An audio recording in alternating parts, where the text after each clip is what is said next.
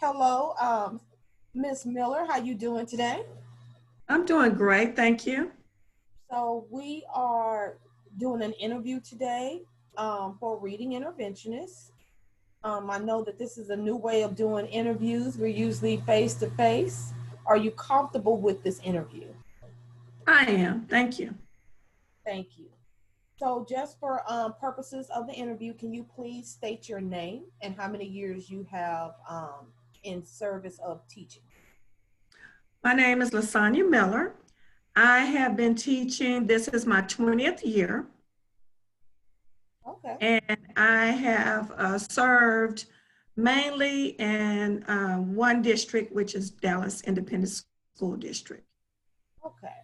So you are you working at the present?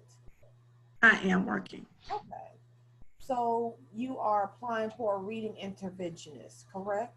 Yes, ma'am. Okay. So what made you decide to become a teacher?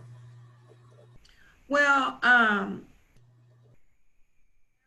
out of retail, I just felt like I was not using my gifts to the fullest. Um, I did sit down and have to do a reflection on my goals, short term as well as long term. And where I was at, it was not fulfilling. So I found myself helping children at church as well as in social organizations that I'm a part of. And I felt a passion with learning them new things and teaching new things to them. And so that's what kind of took over my desire to change occupations. Okay, very good. So if you see that I'm looking down, know that I am not listening. I am listening. I am writing down your answers that you give to me.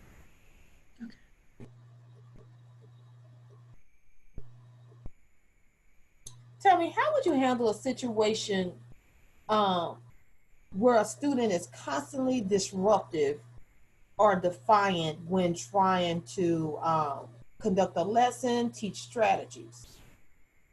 Well, I think that children as well as adults, when they find themselves acting out, I feel like that's not the root cause, that's the effect, that's the behavior from a root cause.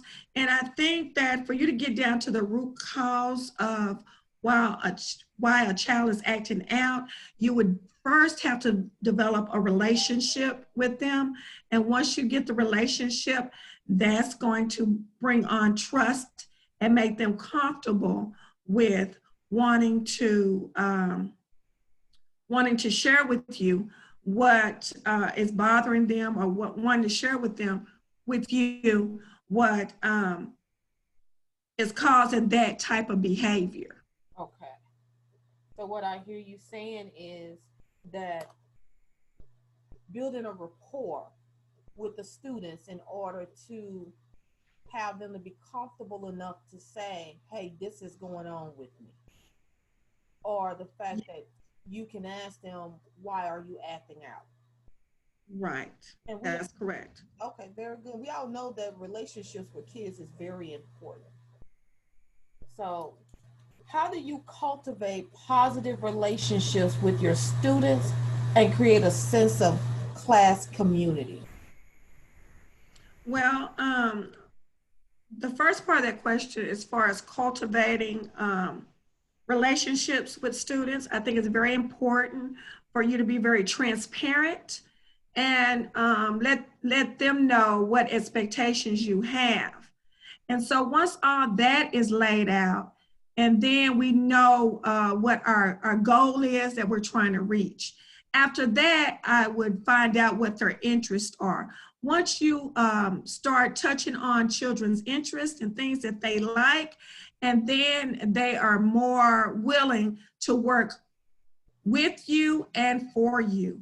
And so I think that that's very important.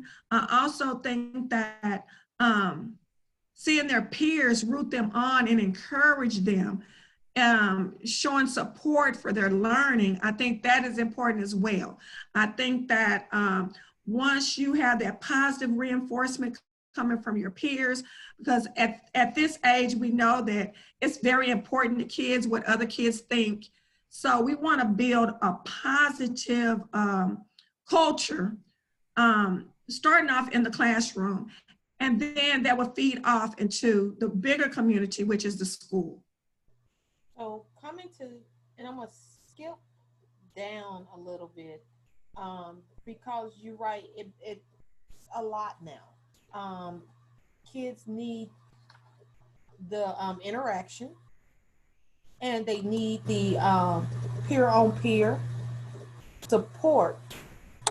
We have now went into a stage of COVID where everything is Zoom, everything is virtual. But we have students that are in-house, and we have students that are at home. So my first question about how are you with being on campus doing interventions with students in this COVID time? Okay, well, as we know, that has brought a change, but I think it also gives us an opportunity as teachers and educators to really hone in on small group instruction. And small group instruction is so important. And I think kids are able to learn quicker, faster, and more efficiently when the group is smaller versus a larger group.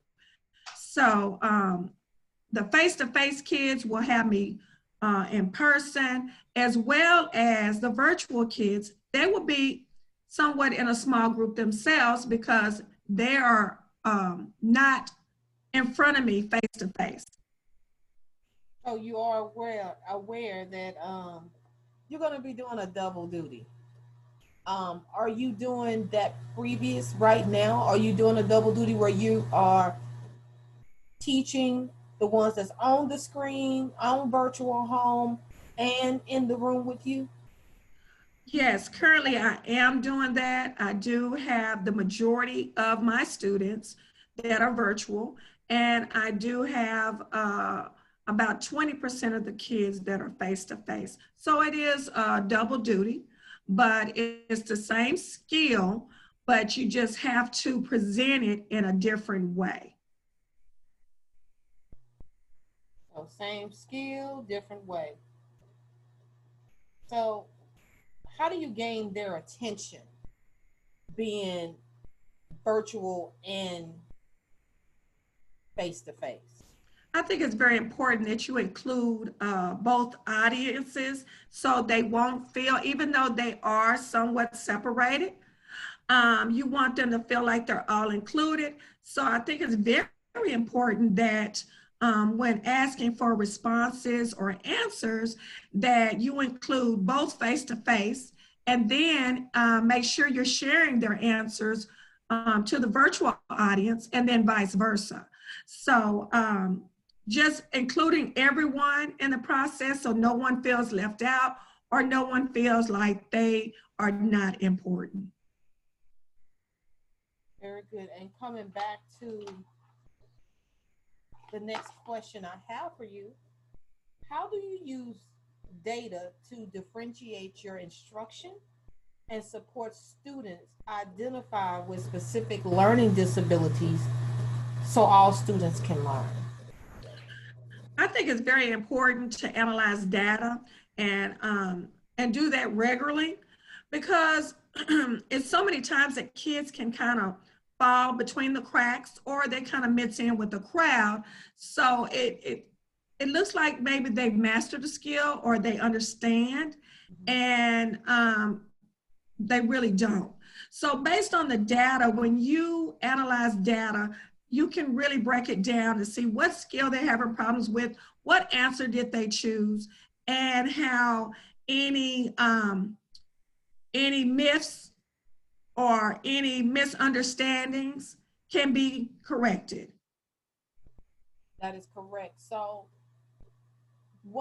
and just to give you a little history, to come away from the question real quick, what we found out in our district um, is that when we give district-wide tests and we give the release star tests as benchmarks or common assessments, we have found that students are going back to see those tests and record the answers or memorize the answers before they come and take the test. And when they take the test, of course, they all have good grades. How do you deal with knowing that your data is skewed because of students using past answers to create their present answers, and now you're needing this data in order to um, see what tiers they fall in? How do you deal with that? Well, I think that released uh, past STAR tests are a good resource, but I also think that it's very important to go through there and handpick what questions you would like, which stories you would like to pull. And I think that you should pull them from a variety of sources. I don't think that that should only be the primary source that you would get questions for to check a student's understanding of standards. I think that that's a good resource, but I also think you can bring in additional resources to bring in other stories and other questions. Mm-hmm.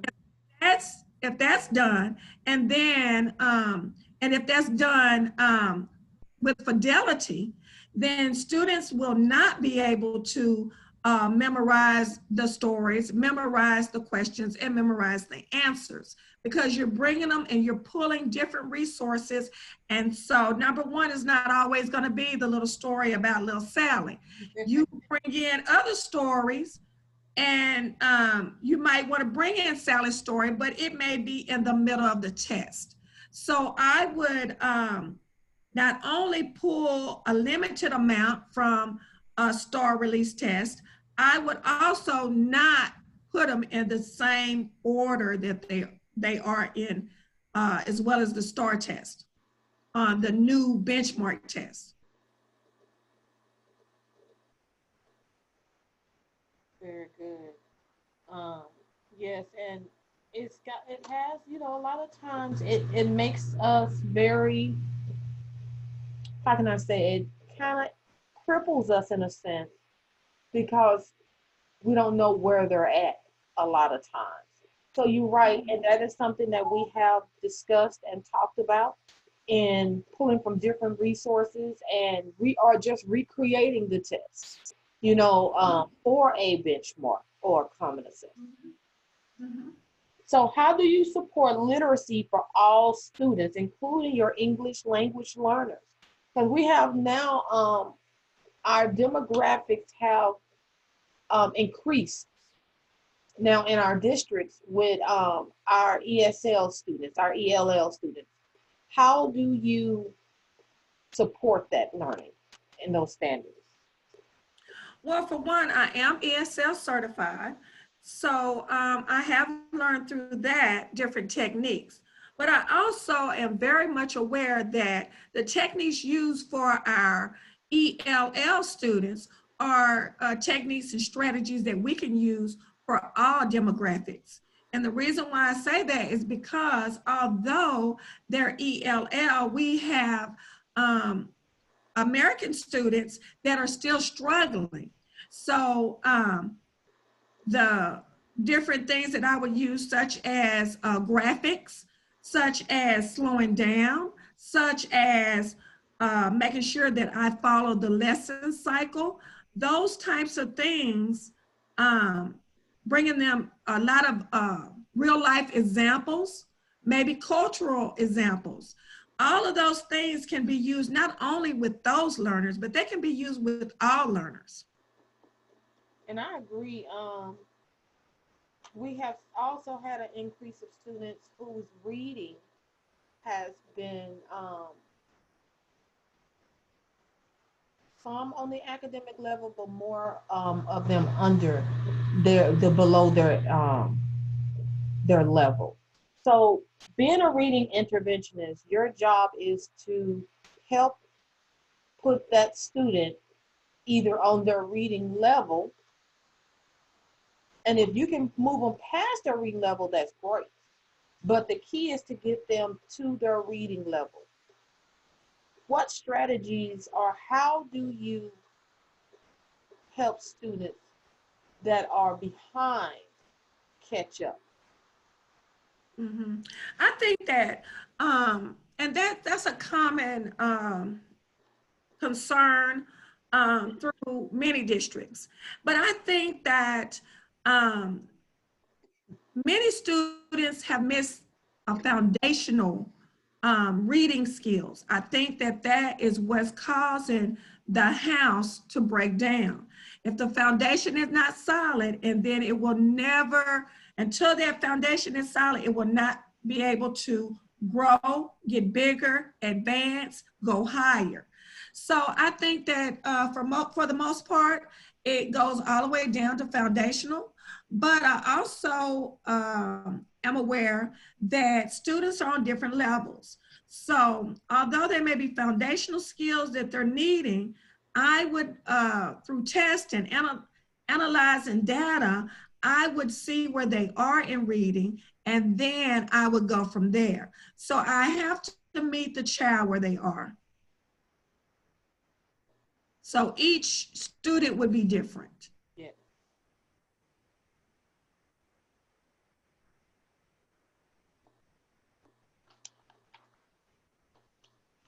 You still doing okay in the interview? I'm doing wonderful, thank you. Thank you. How do you keep your students engaged, motivated, and how do you promote student voice and choice to help them become self-directed learners? I think that is very important that students take ownership of their learning. And the only way they can take ownership of their learning is that you give them the freedom of choice. Of course, it has to be structured at first, and the expectations have to be clear at first. But once those expectations are clear and students are aware of what they need and what needs to be done, and then I think that giving them the freedom to choose is important, because we're actually are producing students that are going to be very effective and productive citizens. And in order for them to do that, they have to be independent. So I think it's important to give them choice, but I think that that's a gradual release structure. And I think that you would have to build up to that point. I think they have to, you have to gain a relationship, you have to tell them your expectations, and then when everybody is on one accord, and then you're able to gradually release them to independence. Okay. Very good. Do you incorporate collaborative and project-based learning? I do. I think that's important. I think I do know there are students that just like to work on their own, and you're going to have that. You're always going to have exceptions to the rules. But I also am well aware of students learn quicker from their peers than they usually do adults. A lot of times they may close out adults, and whereas what their peers say is important to them. So I like bringing in different cultures. I like bringing in different demographics and allowing children to share their views and for them to learn from each other. I think that that should be part of the learning cycle. As we know it's I do, we do, you do. But what's important to me is that when they do that we do is not always with the teacher. The we do can be with a partner, with a group. So they're working with someone else so that they can get to a stage where they're able to work independently.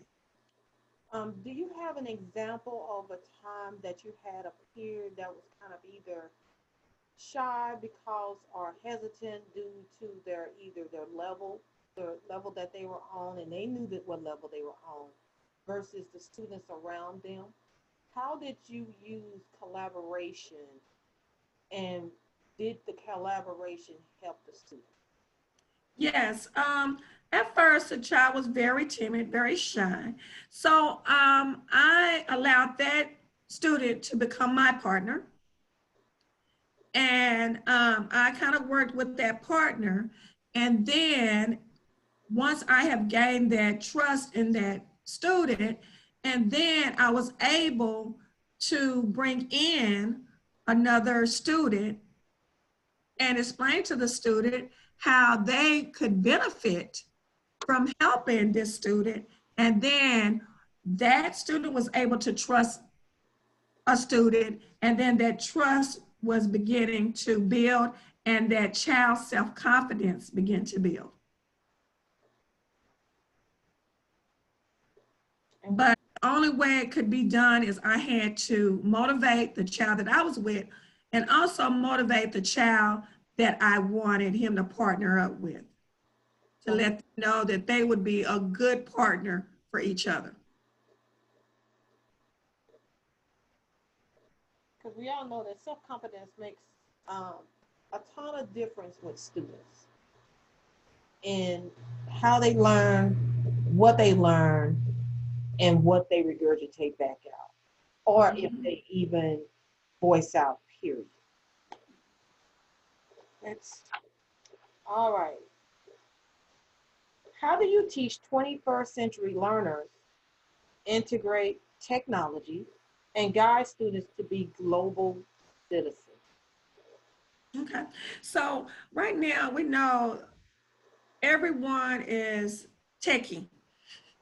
Everyone is techie.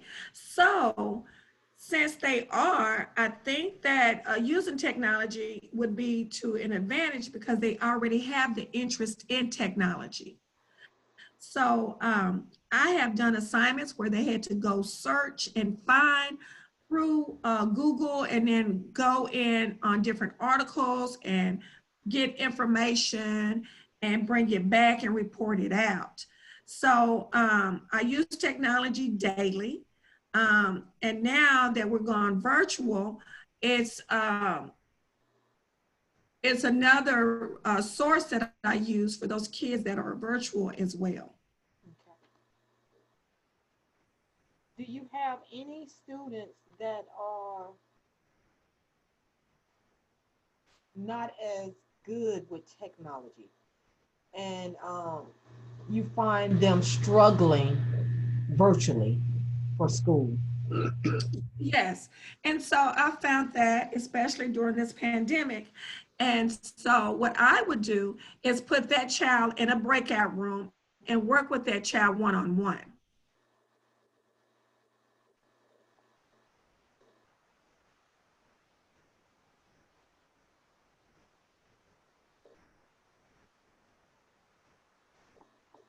Hey, our times have changed, didn't it? Yes, it has. Where we used to take them to another table in the room, Yes. sit with them, and how do you how do you motivate the students who didn't want to be in the school and want to be where the other ones are at home, and they feel like they should be able to be at home too, and they just sit there and kind of look at you and say, well, I want to be home too, Miss Miller? How do you motivate those students to know that their advantage is just as good? Well, actually, I let them know that their advantages are even better than those that are at the house, because they have me right there. So they're able to reach out and ask any questions or point at their technology, and it can be done. Any mistakes or errors can be corrected very quickly. Also, I make sure that I have hands-on materials. So for those students that are kinesthetic, they're able to touch. They're able to touch. They're able to get up. They're able to move more than a child that's virtual, because a virtual student can, they're just right in front of the computer, whereas they don't have the manipulatives that they can use with them. So it's really an advantage if they're face to face, but it's not a disadvantage if they are virtual. I agree.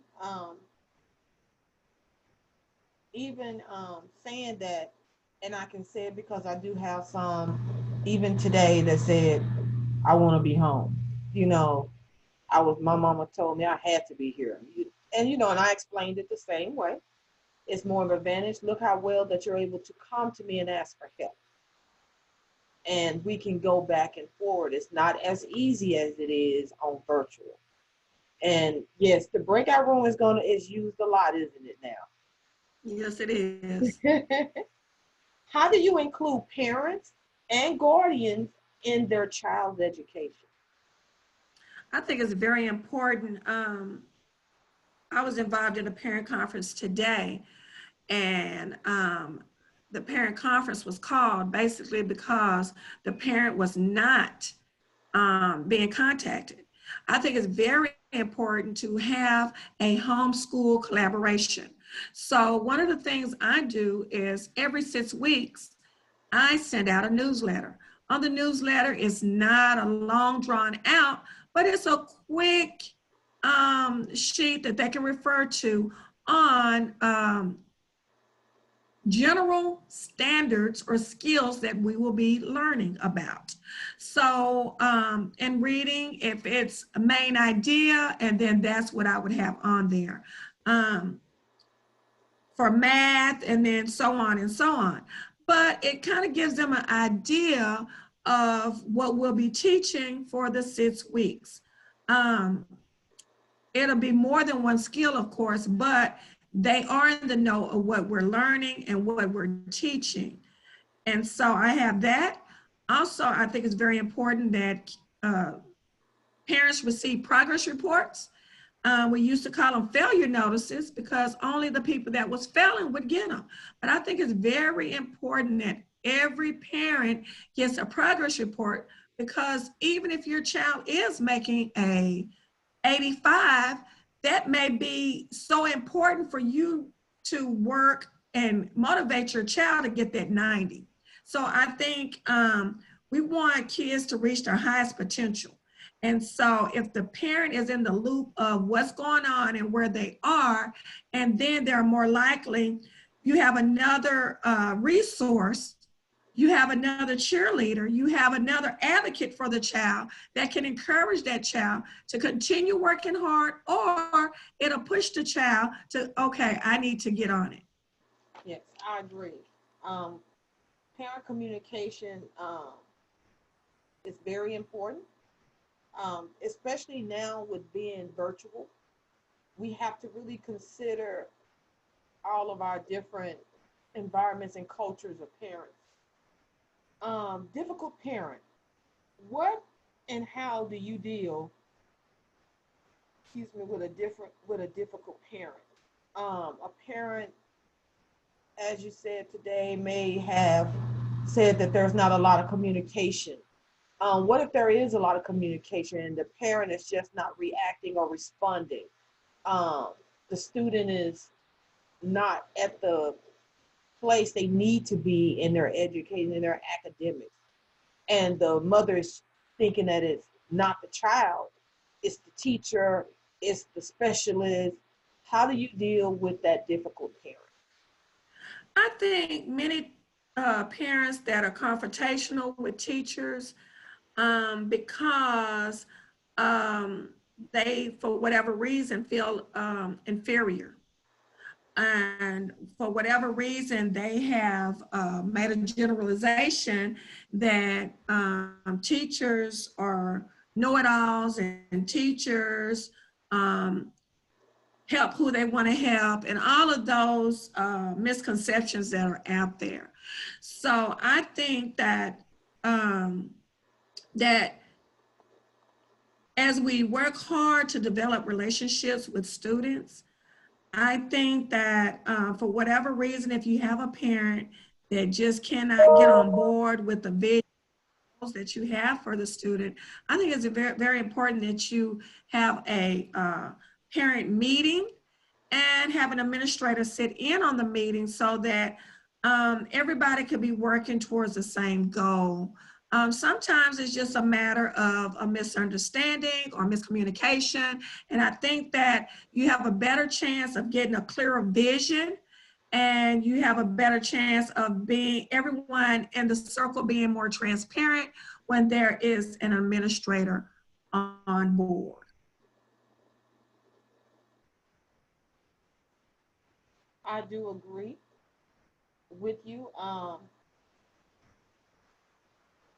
I've had the same, parents get home and one thing is stated, but when they come up to the school, they learn it's a total different situation.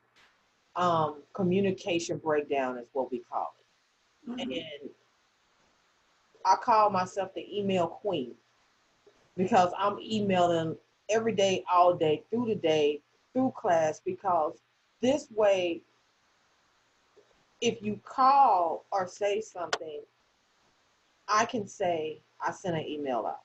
Did you receive that email? And I've had parents to say, oh yeah, I did see that email. I skimmed it, but I didn't really read it. Mhm. And at that point, it's one of those emails to say, that was the email explaining this situation. But it's okay. Because we also got to remember it's kind of like the customer service. Um, even though we're not required to be disrespected or handled in an aggressive way, we're provided to give good customer service to students and kids. Mhm. Um, are you able to keep good customer service when a parent is cussing you out? Oh, definitely. I guess I was already getting prepared for this job. So, as I mentioned, I worked in retail for 15 years. And so I've had the irate customer, I've had the customer that just having a bad day and wanted to put it out on somebody. I've had the customer that had been frustrated and I was the first person that they saw. I've had that customer. I've had the customer that they got the wrong information and then they went off on me. And when it was all done and said, it had nothing to do with me. It was somebody else. So I've had all types of situations with irate customers or parents, if you will. And I think the biggest advice or the strongest advice for me was don't take it personal and don't allow someone's personal problems to become your big problem. I agree. So, once you start taking it personal, and it's usually 90% of the time, it's not personal against you. It's something that they're dealing with, and you just happen to be that person right there. So I think that is the biggest advice. And I have had all kinds, and not to say that I hadn't had the worst yet, but I have been able to deal with them. And the outcome was good. Have you ever had a parent jump onto your Zoom class in an aggressive way, wanting to have a parent conference right then? I have not, but if I would have one, I would definitely share with her that I want to give all the kids opportunity to learn. And I would love to talk to her, and I would let her know what my planning period was. And then that would be a great time that we can sit down and discuss the issue. Okay. And I say that because I've had that happen.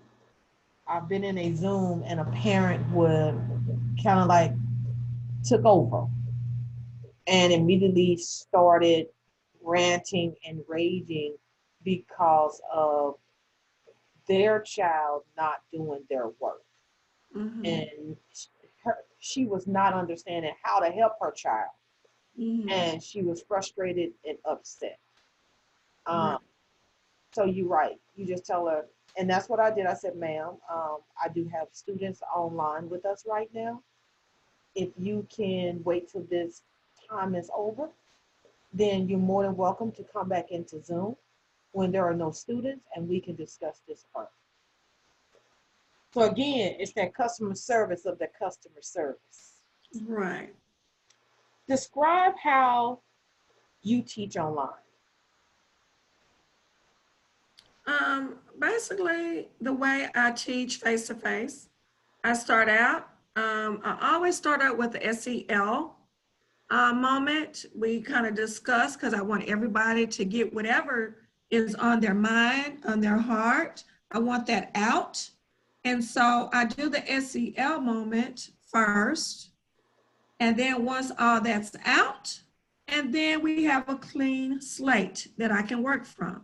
So from there, I would go on to let them, I would always have a hook.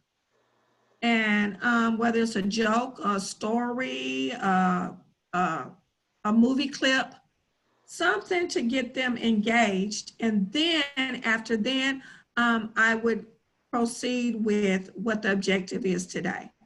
Many times, I even have them predict what they think based on what they heard or saw, what they think we're going to talk about today. And so once we make sure that we have the objective clear and everybody knows what it is, and then I go on to my whole group instruction. Very good.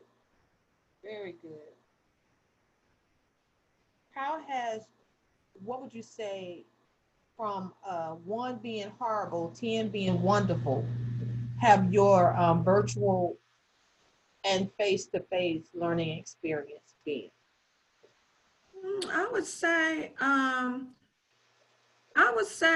about an 8.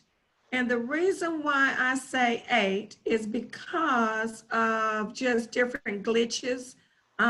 Me still trying to learn all the components of Zoom. Students still trying to figure out how to click on to classes, how to go into the chat, how to. So I would say an 8. And only because of just the knowledge of knowing how to work the program. So we say still having running knowledge, right? Yes. So last question. What made you decide to apply to our school with all of the schools that are looking for a reading interventionist? What intrigued you about our campus? Okay. So first of all, the position in itself. Reading interventionist, I have a passion for. I find myself always going towards reading, being excited about reading time, being excited about language arts time. And so I know that that was my niche, was the reading. And I really find it a joy to be able to get those non-readers up to grade level. So the reading interventionist job in itself, that's what I love. Now, the reason why I selected this particular campus is because of your customer, if you will. You were talking about customer service. I I had a choice to go to our better off schools or our higher class schools, if you will, but I want to give back to my community. I am from this community and I want to give back to the community, and I want to work with kids that act and look like me and my friends as I was growing up. Very good. So at this moment, do you have any questions for me? I do. The reading interventionist, I know that different campuses use that role for different reasons. So would it be a pull out where I would be in isolation, or would it be like I would be in the classroom, but maybe pulled to the back of the room, like doing small, targeted small group instruction? So can I say a little bit of all of the above? Okay. Um, if awarded the position, you will have your own classroom at the school. Um, there are times that we'll need you online for some of the classes due to the fact the students are not at the school. So those are the times that you can be in your classroom and um, and be with the students, be with the class at that time. Um, there are some times that you will have students and you'll pull them out because of the level they're at and take them to your classroom in order to give them that one-on-one feeling because of the fact that they need that extra. The ones that are right there on that borderline, then you'll just come and assist, see what they need, see if you can show them a different structure or standard to help just push them over. It's kind of like our star kids, where we have our approach, our meet, and our master. But we know a lot of times our approach, if they're at 68, 69, 66, 65, we just need to do that little bit to get them to meet. And Right. then our meet, if they're like at 85, 88, what can we do that little bit to get them to mastery? So Mhm. that's the role that the reading interventionist will have. There have been times, so I'm just letting you know, there have been times that our reading interventionists have had a classroom and they've had students in that room with them. And that's Mhm. because we've taken it, the students that are in need and placed them there. And they'll rotate through their different schedules.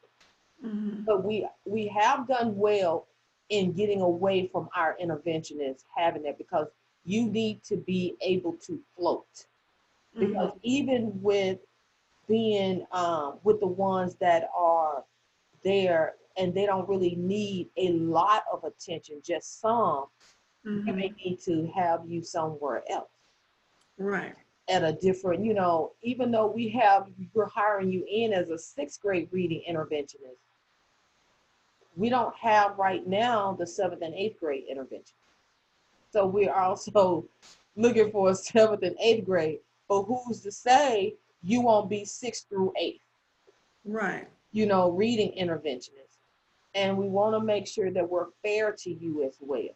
And we don't want to pull you we don't want to stretch you so much that you're like, oh no, this ain't me. I can't do this. We want you to stay with us because the kids are going to need you. Right. So do that kind of answer your question? It does. Thank you. You're welcome. Do you have any other questions that you would like to ask me about your position or the next step? Okay. So what would be the next step?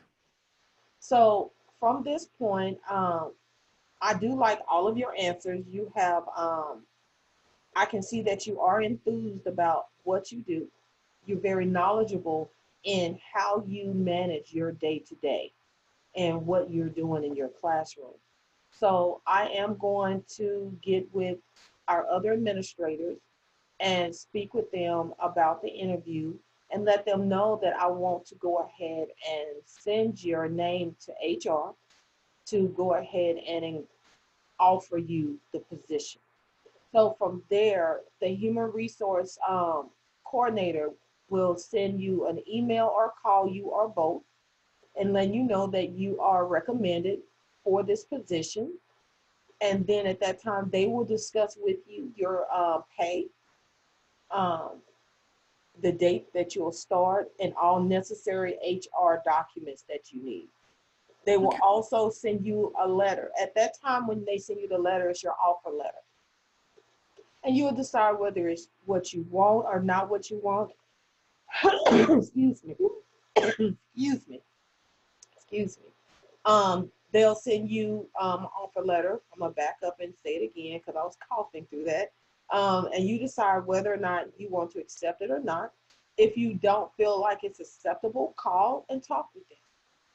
Make sure that they have your years of service so that you will be paid. You will be paid for your years of service and that you're ESL certified. Do you have a master's degree? I do. I have a master's in curriculum and instruction. Okay, good. So we want to make sure you're paid for your master's as well. Mhm. Um, so after HR get in contact with you, they will then lead you into your start date, pay, benefits, and then once they give you that information, sometimes they're a little slow on their end of letting us know that you've done all of that. So if you could please just reach out to us or to me and say, hey, I've signed my offer letter, I've accepted. This is the date that they've given me to start. So that allows Okay. us to know when we can pull you in at that time and meet with you as a Okay. All right. how's that? That sounds good. Well, any other questions you might have? That's it. Well, I do thank you for coming in. You have been a gem in this interview, in our new way of Zooming interviews. So Well, thank you. Thank you for your time and thank you for allowing me to come in and interview with you. you're so welcome. And I look forward to a wonderful year on campus with you. Thank you so much. Thank you.